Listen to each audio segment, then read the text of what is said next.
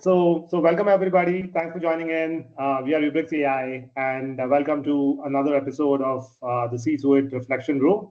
For people who are joining us today for the first time, so this is where we invite expert on the topic, and we pick up one topic around workforce improvement, AI, and how things are changing in today's landscape.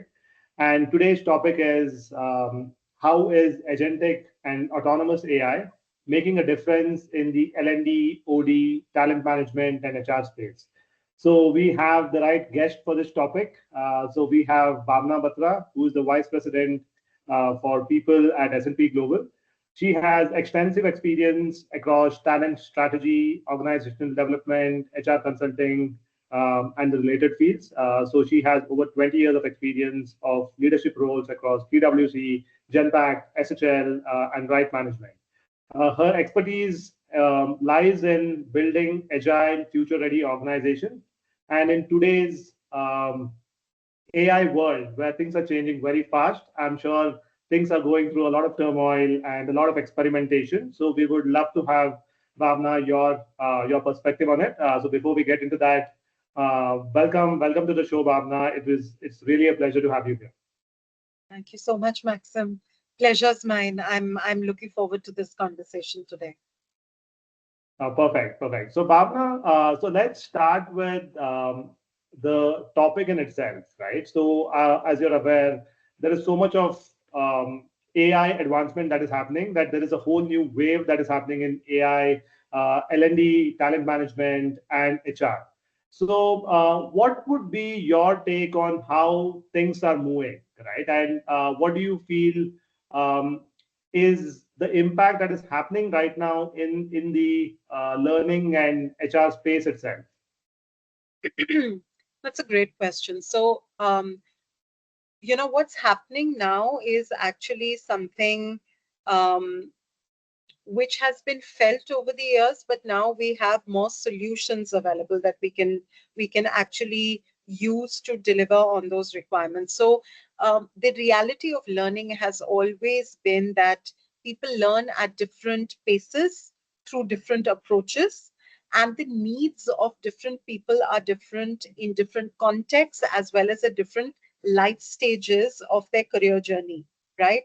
And for the longest time, uh, learning was equal to classroom training, right? And then as thinking around learning sort of evolved, and the 70-20-10 model, which I think everybody knows of today and continues to be as relevant today as it was perhaps when it was first devised.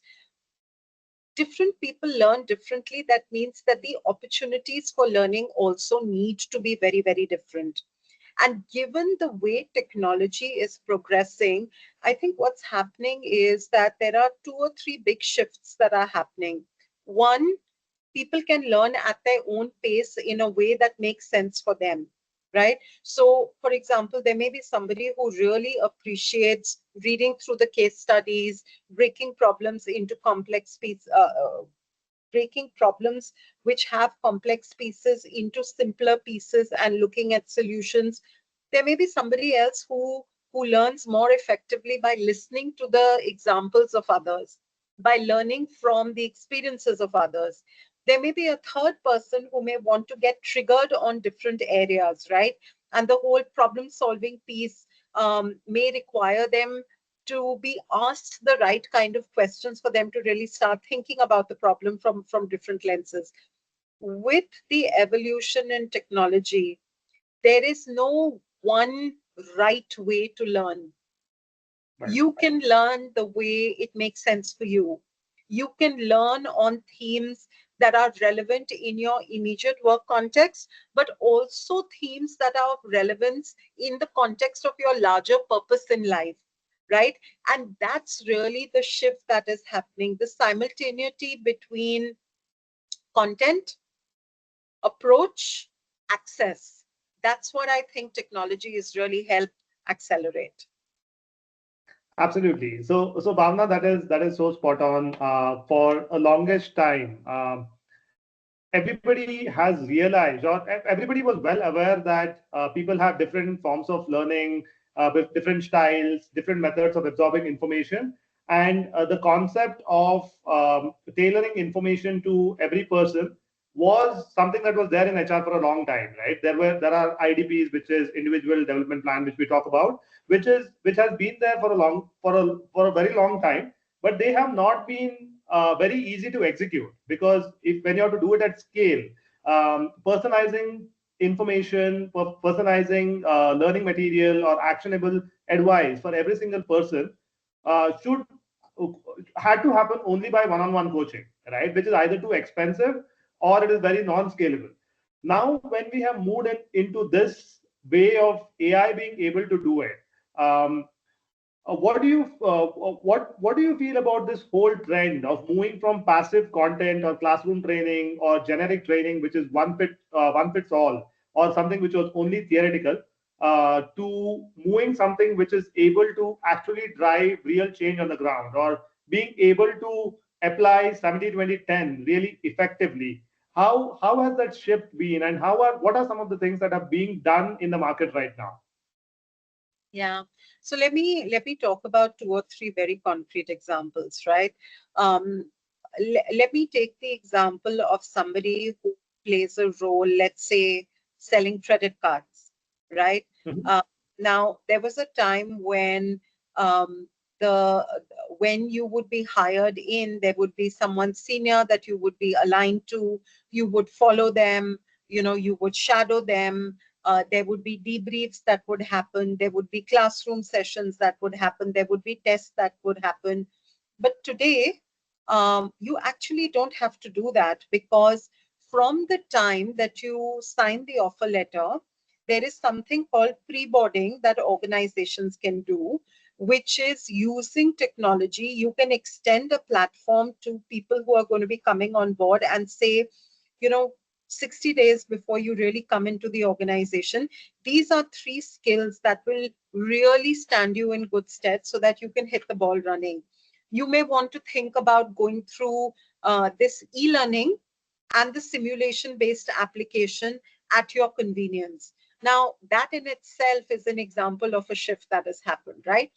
Now, let's talk about when the person comes on board, right? When they come on board, the person can shadow somebody, can learn from them. And I really believe that human to human interaction always has a lot of value. But let's also be honest that all of us have this fear of being judged, right? So will Right. I ask a question that is a silly question, right? And how will I be perceived if I were to ask that silly question? But now you have a AI coach or an AI mentor whom you can chat with, right? Who understands policies, who understands processes, who understands ways of working, who doesn't judge you, whom you can have a chat with at 2 a.m. when you have time and you're a night bird. Therefore, you appreciate the opportunity to do this at that point of time versus earlier in the day, who can help you apply that thinking in different scenarios real time. This is what the power of augmented learning is, right? And that is what technology is helping us bring to life. So this is one example. Let me take a second example, and that second example is, students or young professionals who are going to institutes to really study or to complete programs, right? Now, the reality is that your the professors that you have, more often than not, they are highly credible in terms of their academic background, the depth of perspective that they have conceptually, but practical application is something that people struggle with. If you look at the stats around the world, right, the practical employability of the population that is joining the workforce after completing their education, there are challenges over there, right? And that is because workforce is not considered to be industry ready. But if that industry readiness means that there is an opportunity to access information in a way that you can digest it, that it's not academic, you can play with different scenarios, give responses, get back a point of view that this is a great response, but it won't work in this scenario for these 2-3 reasons, or this is a great response and the value of this option is 1, 2, 3, then it enables absorption. So Maxim, the big things that are happening are, we don't now have the luxury of a lot of time for results or impact to be visible. Right. 2, we don't have the luxury of saying learning can be hit or miss, right? Learning needs to be a hit, and that hit is not calculated in the form of attendance for programs or participant feedback on programs. That is calculated in terms of business impact. What is the needle movement that is happening? And I think what technology is enabling us to do, and what we look at when I look at learning solutions, is how can I scale this for several thousand colleagues across the world so that they have the same experience, but they can customize it to their requirements and their context. Exactly.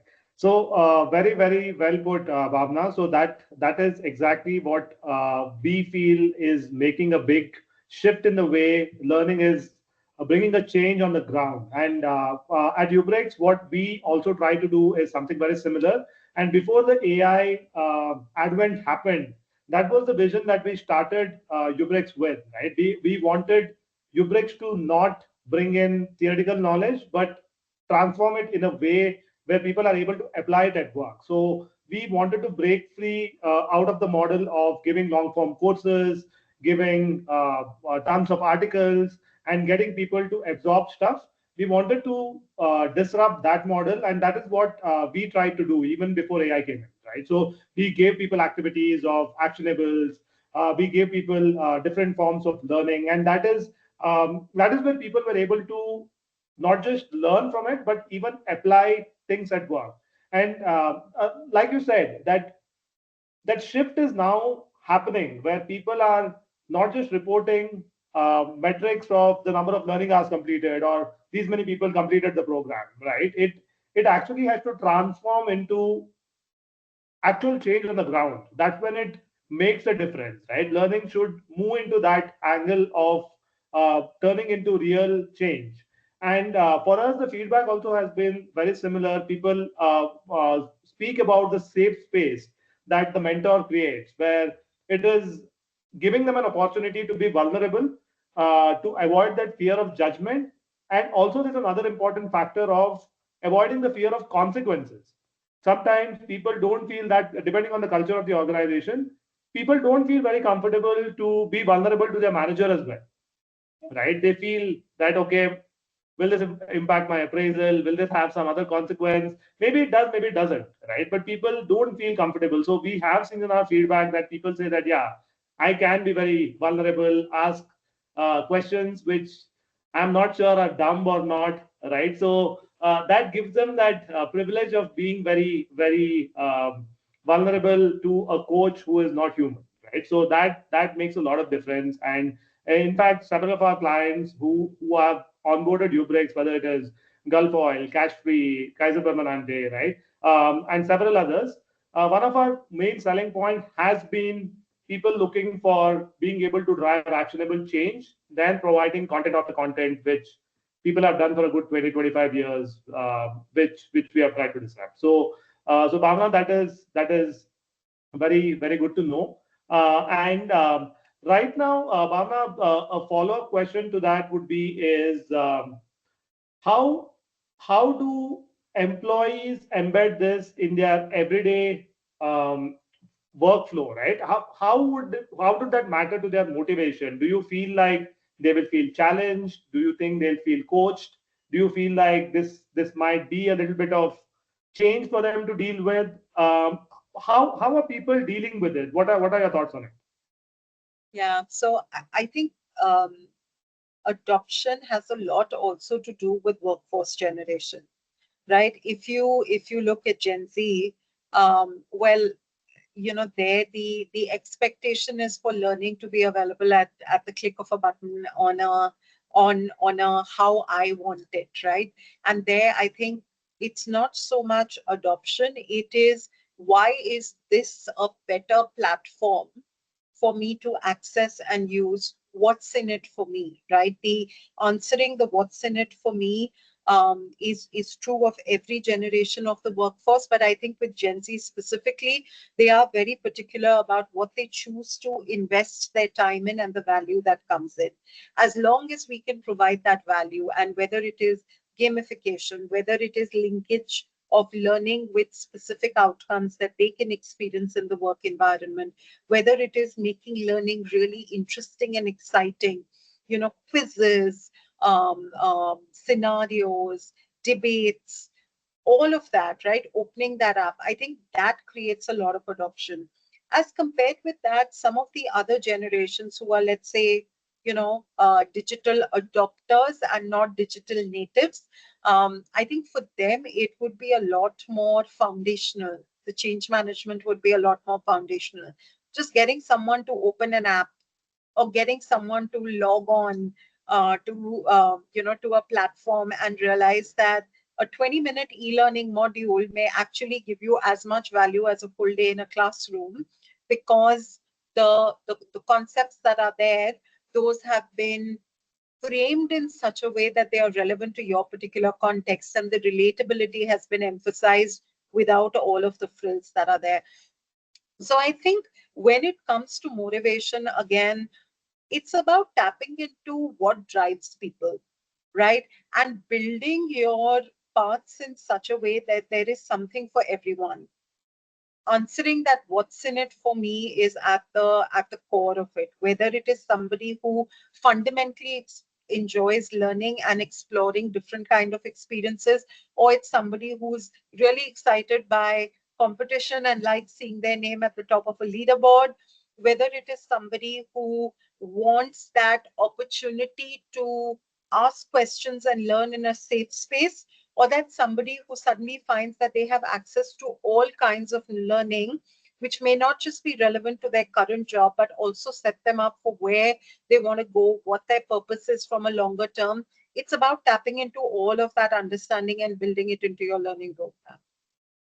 Absolutely, absolutely. So that has been so true for us as well, Bhavna. And what we have also realized over our journey of rolling out Eubrics is different people react to different motivations, right? So some people want value as a core driver, where they want to see a change, an improvement, something which will give them career growth.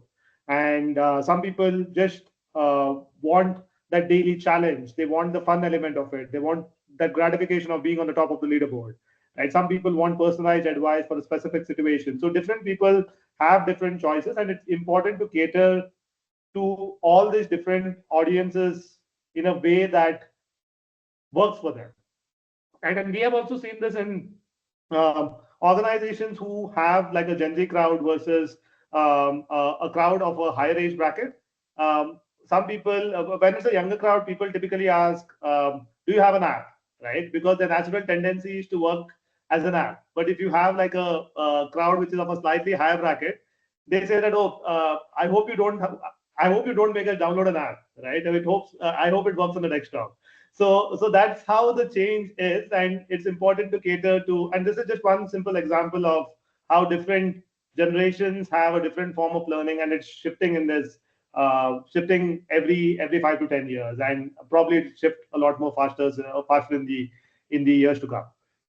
So Bhavna, in addition to all the benefits, right? So there are a lot of good things that the AI is bringing in, a lot of fundamental shifts, scalability, personalization, learning at your own pace. In addition to this, what do you feel are some of the risks or challenges of embedding autonomous AI or agentic AI into an organization, both at a smaller scale as well as a larger scale? Yeah, I think the biggest risk that stands out for me is perpetuation of bias. At the end of the day, AI is learning from us, right? Technology is learning from us. And when the pace of learning is so quick, the risk that we have is our inherent biases, because we are all human. We all have stated and unstated biases, some that we are cognizant of, some that may be unconscious, but those getting embedded and those getting magnified at scale, right? I think that is the single biggest risk that is there. The other risk that I would perhaps talk about is, how do you strike that balance between logical and human, right? Right. At the end of the day, I was recently reading a study. This was the World Economic Forum study on skills, right? And what it spoke about, what this study really addressed, was the fact that when we look at skills that will be relevant from a 2030 perspective, the skills that still continue to have high elements of human motor skills, refined motor skills, as well as emotional intelligence elements. I think those are the real differentiators. So if learning becomes purely technology driven, then how are we enabling emotional intelligence to be developed? How are we enabling, compassion, humility, trust, some of those elements to be developed amongst people? Because really, one of the differentiators when it comes to impact is the human being, is the human skills that we bring to the table. And for me, technology is is a tool. It's not the be all and end all, right? As human beings, we love shiny new toys, and AI is the shiny new toy, right? Which is fantastic. I think AI brings huge strengths, and it enables us in a big way. But even as it enables us, there is that maxim that says that too much of a good thing is not a good thing. I think we have to temper AI with a very honest view on what are those biases that we are perpetuating, and what may be some of those human elements that we need to bring in other forms to ensure that the cultural aspects of organizations and institutions remain strong. Absolutely. This problem, Bhavna, of biases being problematic for AI has been in all domains, I would say, right? And there have been issues around hiring, biases against age, against certain sectors, right? That has happened recently as well, which has caused a lot of issues. And bias has been, even technically for us as technical people, eliminating bias has been one of the core parts of building AI systems. But the good news is that over a period of time, AI systems in itself, right, fundamentally are trying to eliminate bias at a grassroots level. So we do believe that over a period of time, right, I'm not sure how long it will take. Maybe it will take 6 months, maybe it will take 4 to 5 years. It's hard to tell what pace will this move at. But bias is slowly trying to, the inherent systems itself are trying to eliminate bias so that it doesn't become everybody's problem, right? Whether it is OpenAI or Meta or whoever is building Anthropic, whoever are building this, they're just trying to eliminate biases for the use case itself and make it a lot more simpler. But until then, of course, there needs to be some form of human in the loop or some form of human intervention. Bhavna, what do you feel are areas where certain forms of, or whether, what are some areas where AI can't really scale or replicate it, and where this participation of a human being is very critical, whether it's in L&D, HR, talent development, OD?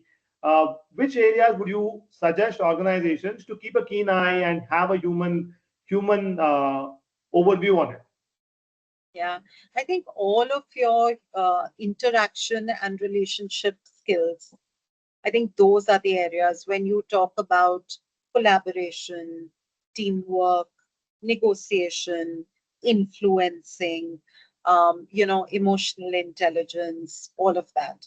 That entire realm is something that I would say that, the human in the loop, whether it's in the loop, on the loop, but human beings must play a pivotal role as we continue to build those. There was I forget which study it was, but there was a study that I recently read, which spoke about the fact that the biggest expectation that people have from their leaders today is trust, creating trust.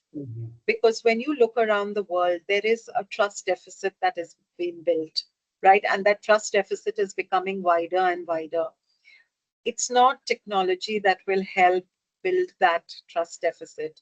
It is authenticity. It is honest conversations and real connections. And those require human beings to interact with human beings. Absolutely, yeah. So that's so true, Bhavna. It's important that we augment human beings, then try to replace them. So there are sectors of um, businesses which can be automated, completely replaced, and there are sectors where we should augment human beings, right? So which is what we are also trying to do. If we have to look at our two core offerings, whether it is sales enablement and sales productivity improvement, or organizational upskilling, we try to give them role plays, activities, interesting forms of applying things at work, being able to bring actual change on the ground, right? So we try to give them different new methods of learning with AI, but we don't try to eliminate whether it's the sales reps itself or the managers or the employees. We just try to get them to be more and more productive, more effective, being able to drive better results for business, right? So that's what we are trying to do, and that's been our so so that's something that we keep in mind as well, Bhavna.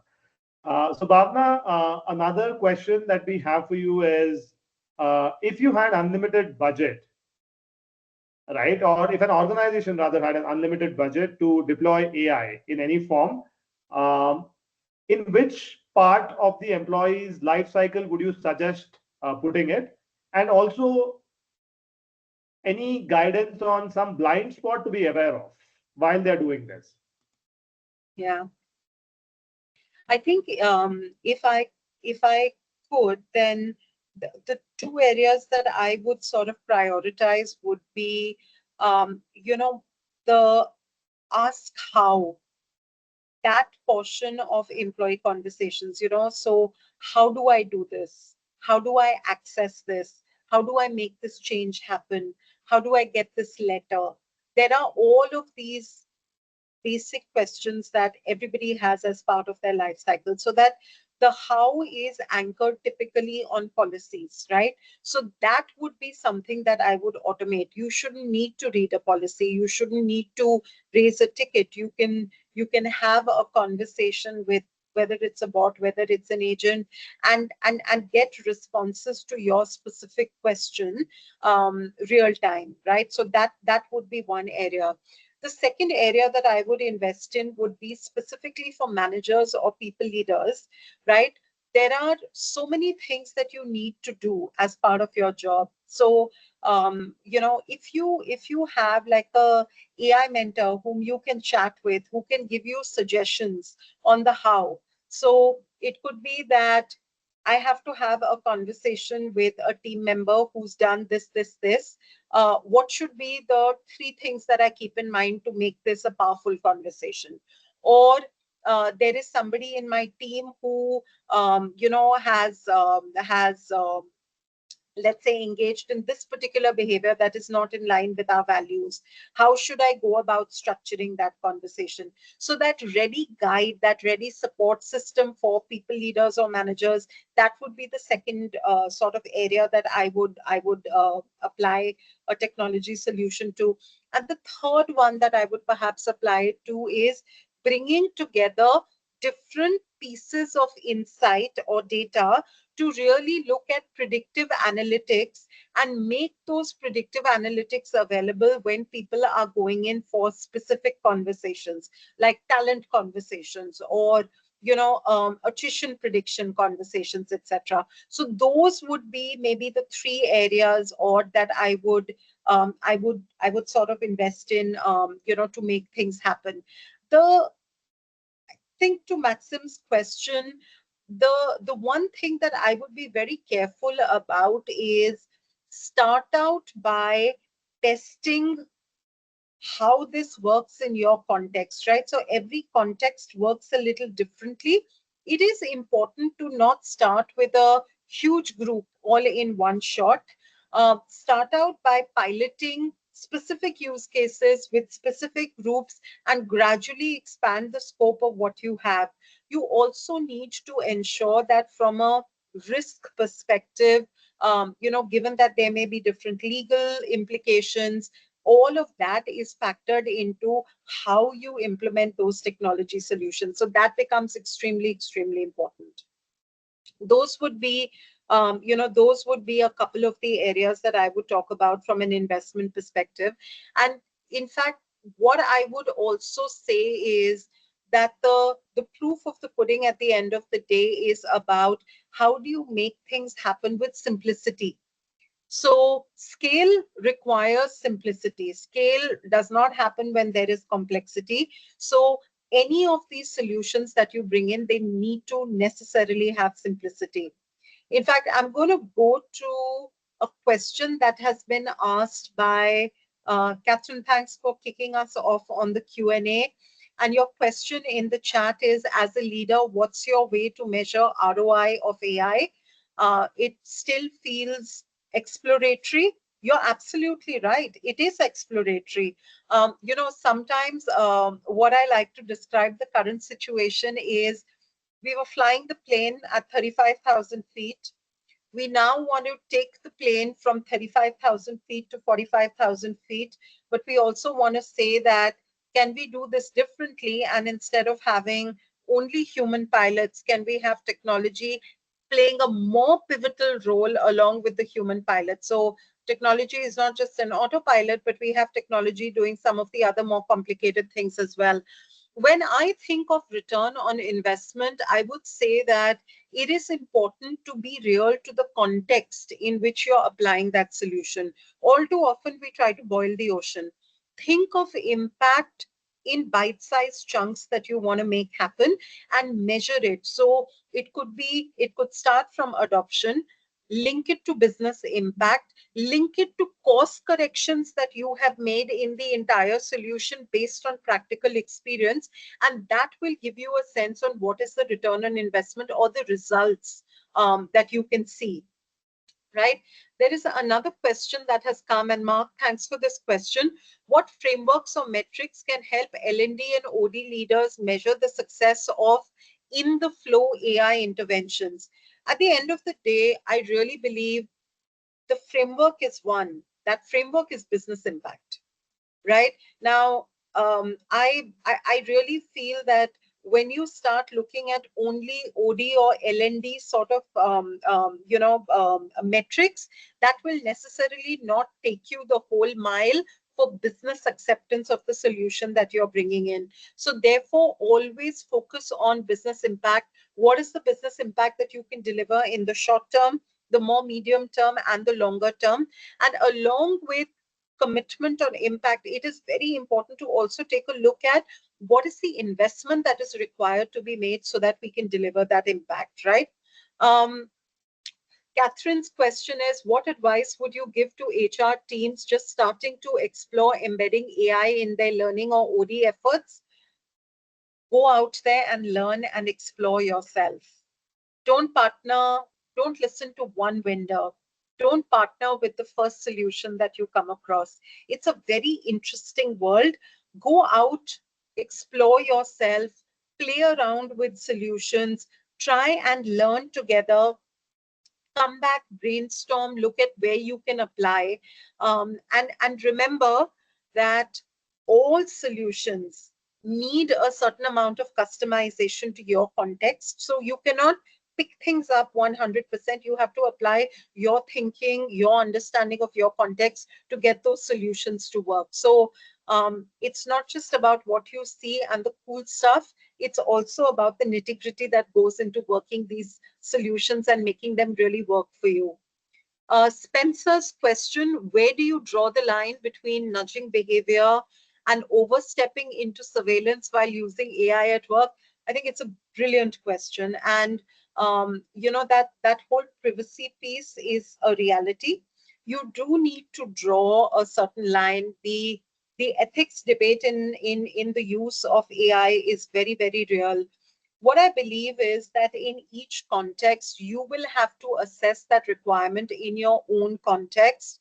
But as you do that, what is very important is also to be very authentic and honest with your people that this is what we are looking to do and this is the impact that you will experience as a result of what you are looking to do. So people should know what's going on. It shouldn't be a shock. It shouldn't be a surprise to them. Akriti, do you think traditional LMS platforms are equipped to support this kind of inflow AI-powered learning? Maybe not. Maybe not.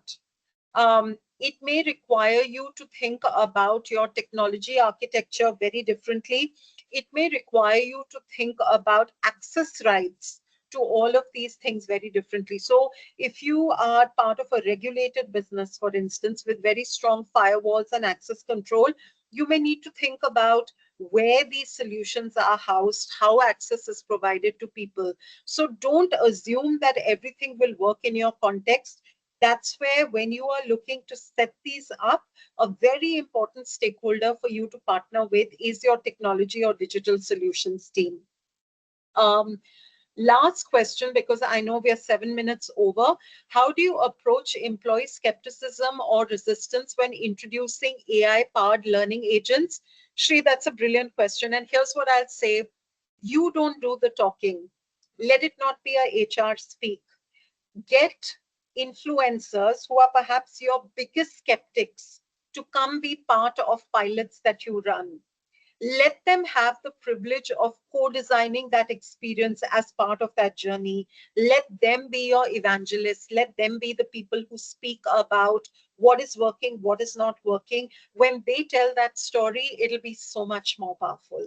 Try it. I really feel that it works. I know we're 7 minutes over, so we're going to bring this conversation to a close. Maxim, Team Eubrics, thank you so much for bringing me at this platform. I personally love what Eubrics is doing. Your journey is definitely very, very interesting, and I look forward to seeing how you leverage your solutions to add even more value. Thank you, everybody. Have a good day ahead. Thank you, Bhavna. That was such a great conversation. It was very insightful. Maxim is with us, but there's an audio issue. That's why he's not able to speak. But on his behalf, we just want to thank you for such a great session. It was very insightful, and I think everyone learned a lot from this. Thank you. Have a good day ahead. You too, Bhavna. Thank you.